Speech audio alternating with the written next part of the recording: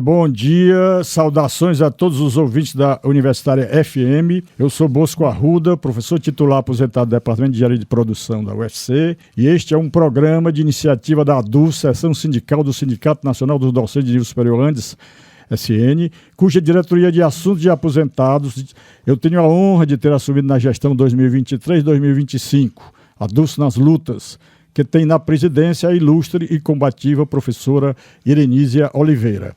O programa Vivenciando a Academia, histórias marcantes nas universidades federais do Ceará, objetivo é entrevistar docentes aposentados ou com tempo de aposentadoria, mas ainda na ativa. Pretende-se que os relatos de histórias marcantes das universidades federais do Ceará, UFC, UFCA e Unilab, demonstra a importância dos trabalhos de docentes das universidades públicas e gratuitas no desenvolvimento de suas áreas de especialização e dos setores nacionais das ciências básicas, tecnológicas, de saúde e humanas, principalmente no que concerne ao desenvolvimento regional.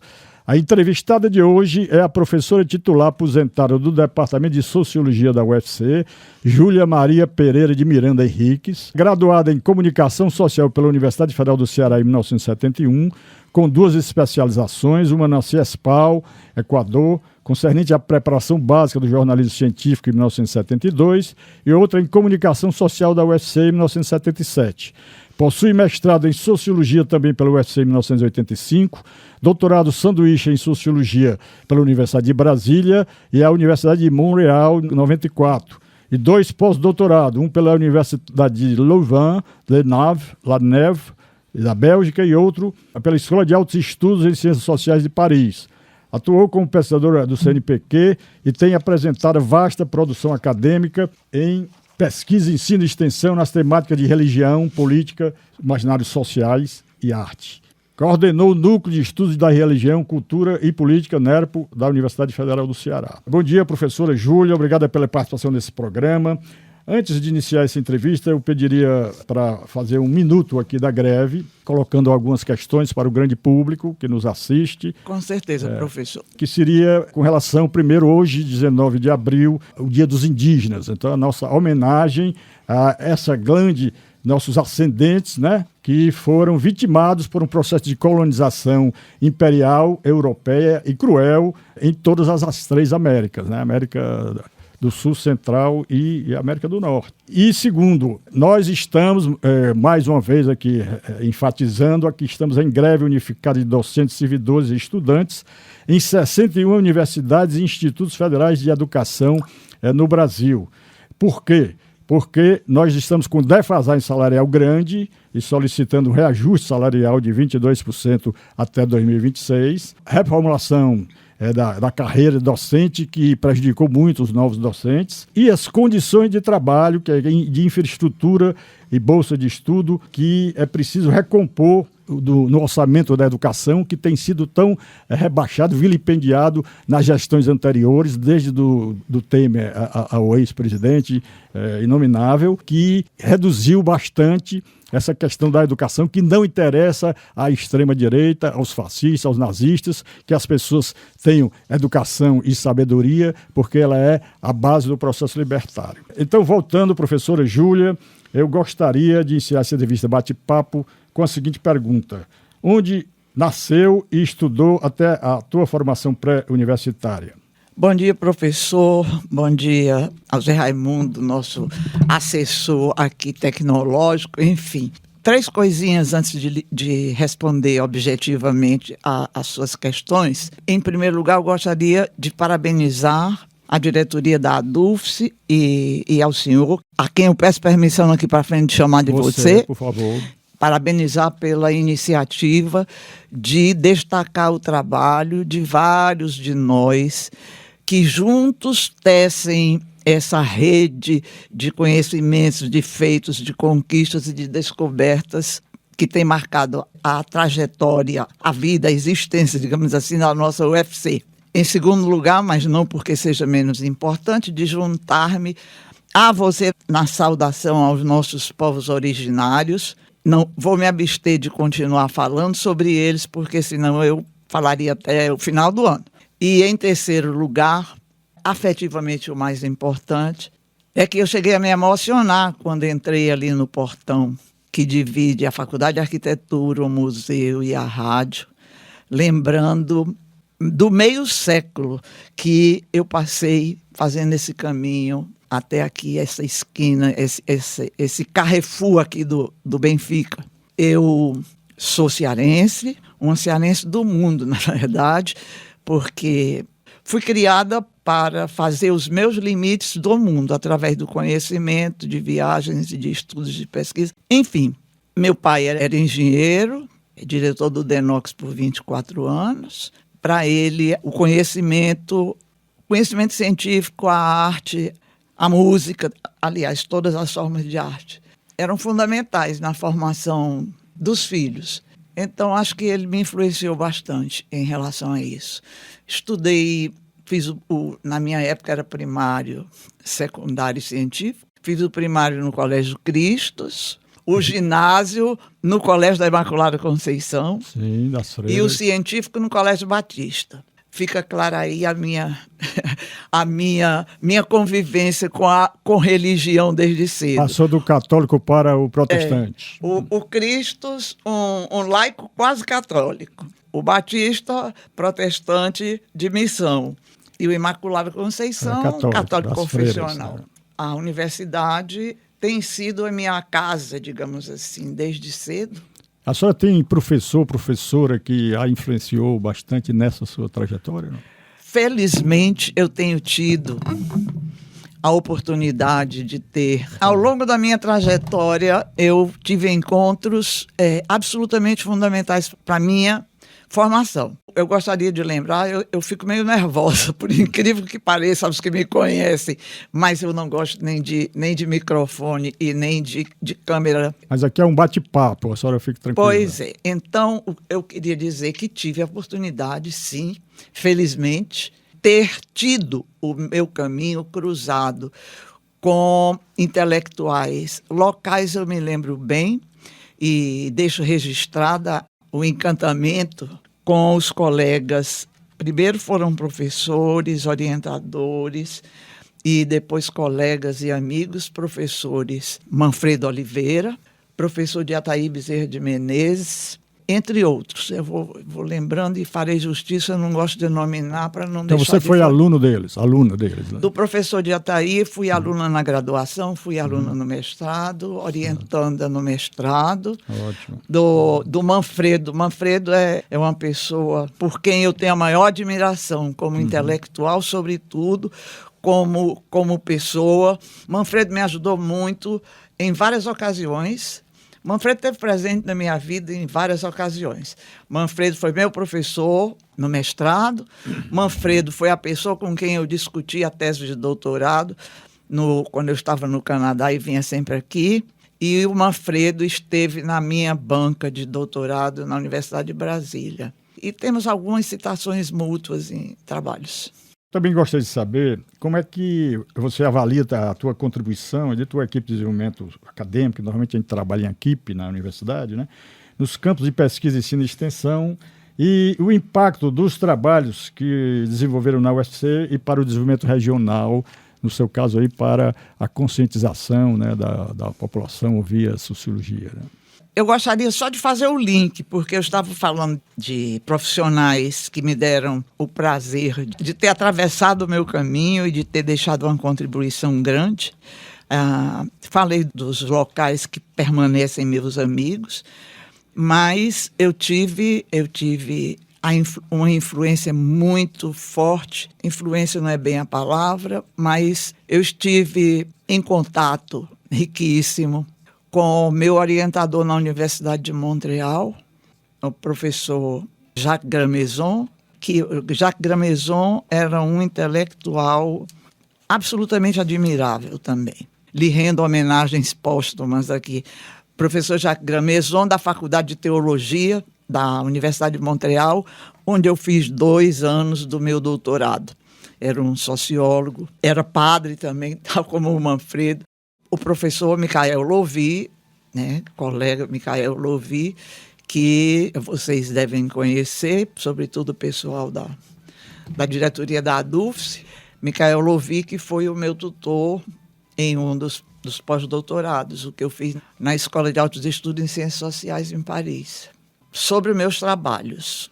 Fazemos uma pausa, professor, ou eu Não, por continuo? favor. Bom, Uma das coisas que é importante a senhora colocar para você é que assim, quais que seriam os maiores empecilhos que enfrentaste na educação do cidadão ou da cidadã, principalmente no que concerne à influência religiosa na visão de mundo? eu tenho uma certa dificuldade em responder perguntas pontuais, confesso. Mas falar do meu trabalho é sempre uma coisa que é como se eu estivesse fazendo de novo. Aliás, eu nunca deixei de fazer, na verdade. Conscientização, eu não sei se conscientização não deixa de ser, porque informar para formar, ou informar formando, ou formar informando, para mim é um trabalho cidadão, é um trabalho docente, é um trabalho de pesquisador. Ensinar aprendendo e aprender ensinando, eu não vou piegasmente dizer que é uma missão de vida, mas, na verdade, é aquilo a que eu tenho me dedicado sempre. Por que religião? É uma pergunta que sempre me fazem. Por que religião se você não pratica nenhuma religião? Não pratico. Não tenho uma religião, nem política, nem religiosa, embora já as tenha tido. E aí eu estou falando de política e de religião na perspectiva do crente, do fiel. Mas, professor, desculpe um pouco, eu queria... Tudo bem, quanto mais a conversa ficar sem perguntas e respostas para mim, melhor, professor. Porque dentro desse assunto, quer dizer, que a senhora está colocando, o que é que a senhora diria daquela frase do Marx, de que a religião é o ópio do povo?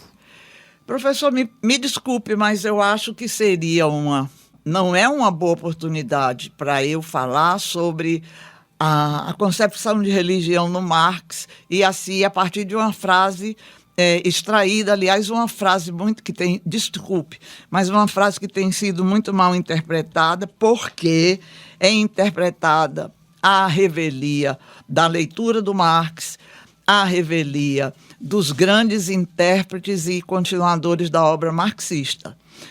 Mas a religião como um fenômeno humano, como um fenômeno e uma prática e um conjunto de crenças que atravessam a existência humana, a religião é consoladora e é alienadora, como dizia o próprio Marx. E, para mim, tudo começaria, digamos assim, a partir da concepção do religioso. O grande desafio que se coloca nos últimos tempos para os pesquisadores de religião, eu digo os pesquisadores da sociologia e da antropologia da religião, o grande desafio tem sido identificar o que é chamado de religião sem nenhum critério, sem nenhuma argumentação substantiva, e o que é considerado política na religião e religião na política, digamos assim. Política e religião são fontes de paixão, de crenças, sobretudo, como tudo aquilo que diz respeito ao ser humano. E quando eu digo ao ser humano, à sociedade. Não existe ser humano sem sociedade, não existe sociedade sem seres humanos. Crenças são fundamentais. Elas movem são a função da nossa visão de mundo, não é isso? Com certeza. Crenças significam, exatamente, professor, crenças significam, grosso modo, visão de mundo, a maneira como se vê o mundo. Voltando para um dualismo que nos é muito familiar, pensemos, por exemplo, que quem acredita faz e faz muito melhor. É preciso paixão para agir. Eu estou passando aí por uma porção de leituras. Esse é um assunto complexo, é muito complexo. De prática política a partir de crenças e de religião. Eu costumava dizer, até a última pesquisa com argumentação teórica, que crer é fundamental e crer não significa ser religioso. Com certeza. Eu disse sempre para os alunos, desde a graduação até o doutorado, que a minha maior crença era um ser humano. Com certeza. Aquilo de que o ser humano é capaz é o que me encanta, é o que me fascina. Religião é uma dimensão dessa prática, nós sabemos. A política é uma dimensão dessa prática, pode ser uma dimensão dessa prática. Você não acha que o problema é o dogma na religião? Bom, se eu lhe entendo bem... Porque não há dogmas na ciência, né? Eu tô tentando colocar de uma forma através da qual eu consiga me expressar e comunicar. Então, o senhor diz o dogma. Tudo aquilo que eu penso, não gosto de generalizar, não, mas eu penso que acreditar apenas poderia ser, eu penso que é o que você chama de dogmatismo. Acreditar. Mas não, sem senso crítico. Acreditar sem senso crítico é dogma. É o que eu estou dizendo, né? É acreditar apenas. Para a gente acreditar, não é preciso ter argumentos, inclusive para defender a crença, para nós cientistas. Com certeza. Não é? Com certeza. Se eu não posso explicar por que eu acredito, é complicado. E se a minha explicação para acreditar em algo, eu tenho medo de ferir suscetibilidades religiosas. Não, mas estamos falando do ponto de vista científico. O grande ideólogo da filosofia da ciência, Karl Weber, alemão, né? Sim. Ele diz que não há verdade estabelecida na ciência. Sim. As verdades, elas são conjunturais ou de certos espaços-tempos, né? Não se pode generalizar. Uma excelente contribuição do Weber, todas são, mas marcante e basilar. O Weber diz que a religião é impossível, em outras palavras, né, falar de religião sem um grupo a que essa religião se refere, né, sem pensar que religião é prática, é comportamento, é atitude, é motivação. Aí, se a gente pensar bem, a política também é tudo isso. Com certeza. Então, diferenciar o que é política, vê-se muito hoje, sobretudo na imprensa, eu já fui jornalista e me sinto com o direito de dizer isso, mas, de um modo geral, na mídia, quando se fala de política, está aí englobado, desde a briga do senador fulano com o senador fulano, a disputa do fulano do ciclano numa eleição, ou seja, o canto restrito, os fatos absolutamente pobres de conjuntura do que eu chamaria de política partidária, são simplesmente identificados como política. A política é a vida em sociedade. Não existe ser humano sem sociedade, não existe sociedade sem política. Toda prática humana é política, digamos assim. A senhora concorda que o poder dominante em qualquer espaço do planeta, ele usa manipulação psicossocial através da crença, principalmente religiosa, para se manter no poder? Eu temo novamente ter que responder essa sua questão de um modo pontual, porque tal como nós conhecemos e tratamos hoje, a religião, ela nunca esteve isolada nem distante do poder. Ela sempre foi o braço armado, o braço alienador, vem dos egípcios. o braço conivente. Vem pela monarquia dos egípcios, né? Agora, veja bem, voltamos ao que eu estava dizendo. Quando eu digo assim, a política tem sido tudo isso. De que política nós estamos falando? De que poder nós estamos falando? Eu me permito, desculpe, citar um trabalhinho, meu primeiro livro, modesto, é um livro gramsciano, na verdade, de ponta a ponta, que foi o resultado da minha dissertação de mestrado. Foi publicado aqui pelas edições UFC, O Poder e a Fé, prática de católicos. Mas não é do catolicismo. Os católicos dos anos 1920, particularmente 1930, da Liga Eleitoral Católica e tal. Esse catolicismo, eu ouso dizer, que é um catolicismo datado, histórico, como todas as religiões às quais a gente se referiu aqui de um modo genérico, né? A senhora chamaria isso de fundamentalismo religioso? Não, fundamentalismo. Fundamentalismo como a própria etimologia diz, praticamente, seguir os fundamentos de algo. Agora, se não existe também concordância em termos de religião. sobre o que é ser fundamentalista, o que é seguir os fundamentos. Veja só, qual é o grupo religioso, o setor religioso que não se apresenta como seguindo os verdadeiros, ainda tem um verdadeiro, fundamentos da tradição religiosa a que se refere. Todos eles. Né? No século III, os cristãos já diziam que cristão nem Cristo inventou, criou religião. Né? De jeito nenhum. Zoroastro vem 700 anos antes de Cristo. Uma prática política de enfrentamento dos romanos, uma prática política baseada em crenças, que depois foram transformadas em religião. Divindades. Né? Em religião. Quem criou as divindades foi a igreja. Né? Enfim, mas isso aí, professor, são fatos, coisas, não sei, assuntos que requerem reflexão, debate. Com certeza. Sabedoria. Eu admito a minha impossibilidade de me estender sobre eles, pressionada que eu me sinto, mas aí é como eu me sinto, pressionada que eu me sinto por tempo, por horário, por perguntas objetivas. A senhora sentaria, então, um debate na Dulce dentro desse período de greve sobre religião? Com certeza. Ótimo. Então desde que não me deem tempo marcado. Não, vai sair todo o tempo que aqui, infelizmente, nós não temos nesse programa da FM. Com certeza, FM.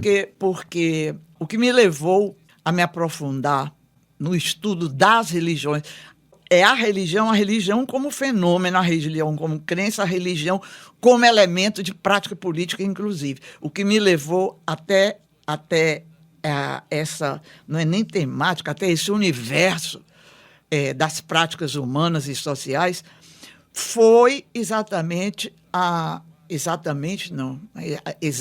era a sua área. Foi supostamente para mim, a convicção de que acreditar está no fundo de toda a prática. Acreditar, parece assim que eu estou falando num púlpito de igreja. Não. Acreditar.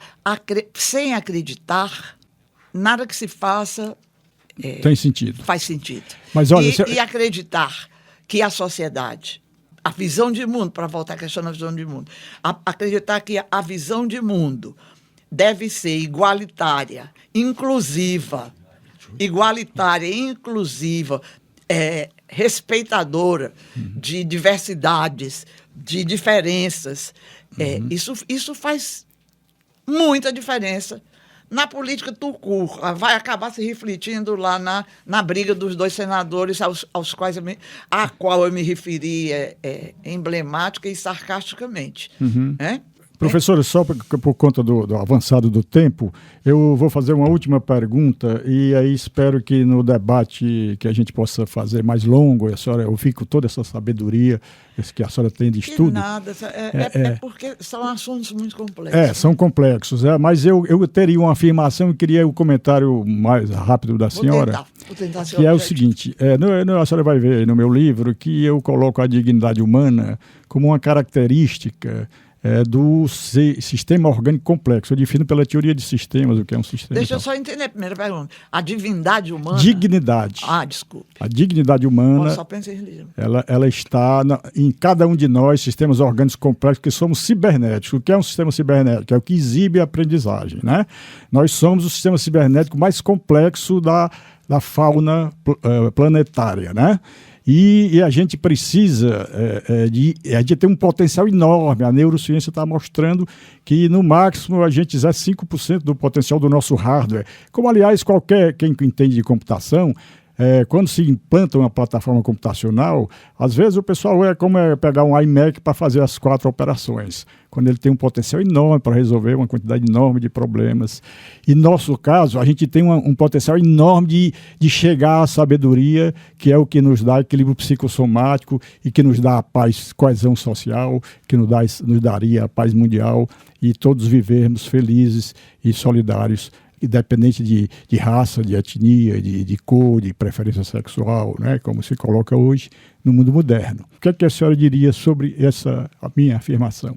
Você jura que quer minha opinião sobre tudo que você acabou de dizer? E se eu disser simplesmente, não é a minha área? Se eu disser simplesmente, esse diálogo, eu não estou repetindo ditos jocosos de mesa de bar, estou falando disso porque uma vez eu e o Valmik, saudoso e querido Valmik lá da Física, falamos, brincando e tomando cerveja, o Valmik disse: Juju, porque da área de vocês, a eterna e falsa bipolaridade entre físicos e cientistas sociais, digamos assim, entre o PC e o Benfica, né? E o Valmik dizia, homenagem, viu? O Valmik dizia: Juju, da tua área eu posso falar um monte de coisa. Já da minha, eu digo que os metais sob temperatura extrema se dilatam. Eu também sei, Valmik. Então, inclusive, para criar uma descontração. Né? Uhum. Porque, se você lembra, imagino que sim, porque deve ser do seu tempo, do mesmo tempo que eu, a gente fazia curso científico e fazia. Eu dizendo para o Valmik, eu já fiz química, já fiz biologia, já fiz física. Então, brincadeiras à parte, nem está sendo gravado, desculpe a irreverência. O conhecimento foi compartimentado, infelizmente. Por isso é que você acabou de me dizer que procura ler outras coisas, e eu procuro demais ler outras coisas, particularmente em relação à neurologia, à neurociência e tal. Procuro, mas não me arrisco a discutir certos assuntos. Diante do adiantado da hora, que a gente vai ter que encerrar, eu ia pedir que a senhora desse as últimas palavras e vamos continuar esse debate. Na Dulce. Professor, sabe uma coisa? Eu estava aqui pensando, eu fico muito feliz e muito agradecida. Eu já estava até envergonhada, porque o senhor tinha falado comigo no finalzinho do ano passado para vir para esse bate-papo. Algo me dizia que ele ia ser difícil, porque eu sou difícil. Eu falo demais, eu não gosto de falar, como eu tinha lhe dito, com tempo marcado, com o microfone na minha frente, sobretudo limitada pelo que eu sei que é próprio das mídias. Afinal de contas, eu fui jornalista e fui professora de jornalismo, e aqui nessa sala mesmo eu já dei entrevistas e já coordenei debates. Então, é complicado. O meu assunto, como qualquer um, quando visto pelo olhar de quem se dedicou a ele através de pesquisas, é sempre complicado. Então, eu queria agradecer, pedir desculpas, porque eu mesma sei que a conversa podia ter sido muito mais, como diria o Matuto, muito mais rendosa, mas eu me coloco à disposição para qualquer oportunidade. Menos, eu tenho dificuldade de me manter dentro de amarras e de regras. Certo. Nós agradecemos muito. A senhora é um poço de sabedoria, que a gente pode ter muita aprendizagem.